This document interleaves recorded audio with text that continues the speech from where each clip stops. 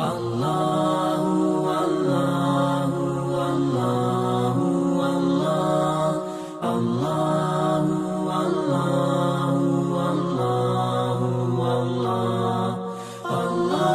Allah, Allahu, Allahu,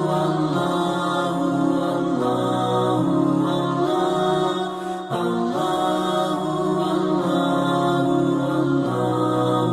Allah. Assalamu alaikum wa rahmatullahi wa barakatuhu.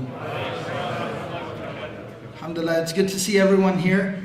I'm just going to be really honest with everyone. I know everyone's here to listen to Shaykh Abu Bakr, and so I think sometimes it's okay for us to just come and just listen to the Quran being recited. We don't always need a lecture, but because I was requested, I just wanted to share two things. The first thing I wanted to talk about was, we talk a lot about unity and disunity in the community, and we talk a lot about how to put unity back in community. Trademark, that's mine, okay? All right. But how to put the unity back in community, we talk about that quite often. The Quran is the ultimate unifier. I mean, take a look around today. Look how many people are here, and there's probably more on their way here right now. They're probably going to be here by Salat al-Isha. Just, the Quran is the ultimate unifier. People are here. I met folks from all different corners of Dallas, the Metroplex, that I hadn't seen in months, maybe a year. The Quran is the ultimate unifier. And it brings people together from everywhere. Shaykh Abu Bakr, who we love very, very much, and he's a remarkable person.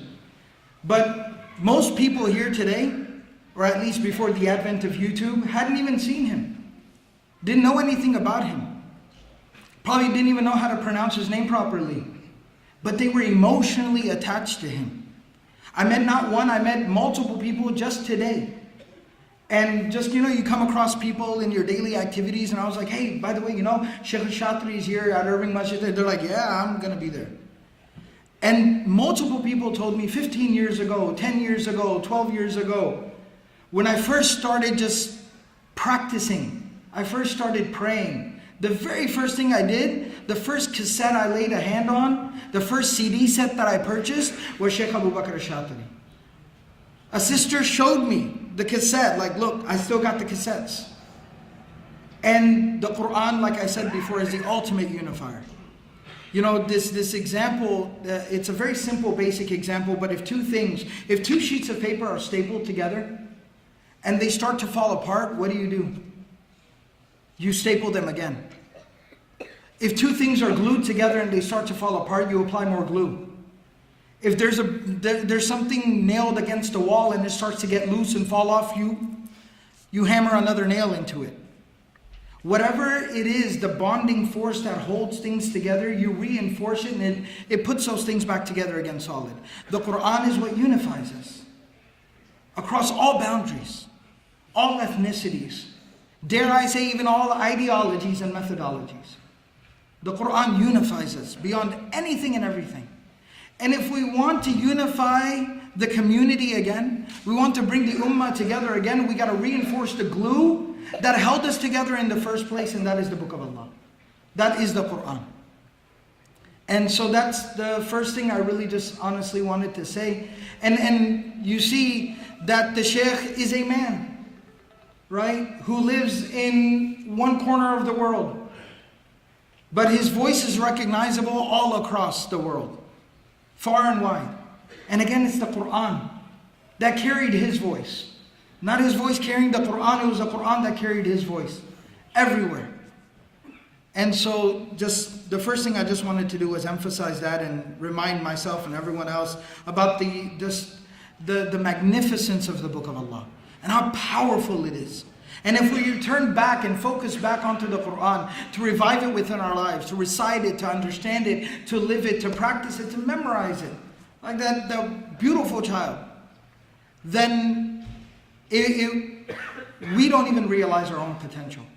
Where the Quran could carry us, where it could take us, not only in this life, but more importantly in the life hereafter. And the next thing that I just wanted to emphasize, there's a lot of folks here from the Irving community, and there's folks from other neighboring communities as well. But I really don't have any qualms or any reservations about emphasizing this. But mashallah, every community is blessed and every place is wonderful. The Irving Masjid is a place where not just the folks that live in this area, but people from even other communities feel comfortable calling this their masjid and calling it home. And they've done a remarkable job in terms of having this warm, embracing attitude that we so desperately need. I travel all across the country. I was just in New Jersey on Friday. Alhamdulillah, I made it back alive. But I was just in New Jersey on Friday. I know Brother Noman's here. He's the master of New Jersey jokes. I got ijazah from him. So, but I was in New Jersey on Friday, and everyone I came across not only just talked about Dallas, but then talked about the Islamic Center of Irving, Irving Masjid. And they just can't believe that there's a masjid like this, where people just come and pray and hang out, and there ain't no beef. Like, just, they can't imagine what that feels like. So may Allah subhanahu wa ta'ala bless this place. And may Allah subhanahu wa ta'ala accept all the people who have poured their blood, their sweat, their tears, their years into making this a reality. And may Allah subhanahu wa ta'ala keep it going long after we're gone. And as a very humble reminder from myself, to keep supporting the institution and keep going, this Saturday, February the 15th, is the annual banquet, the dinner for the Islamic Center of Irving and everything that it does, mashallah. So please make sure that you try to make it out. It's at the Irving Convention Center. The information's all outside. You should be aware of it by now. But don't sleep on it. Don't stay behind. Go and support. Show your support, give your support, and inshallah try to be a part of the solution. We all complain about the problems. But when there is a solution, are we a part of the solution or not? That's what we got to ask ourselves. It's easy to complain. But can we step forward and be a part of the solution? So inshallah, try to be a part of the solution. Jazakumullah khair.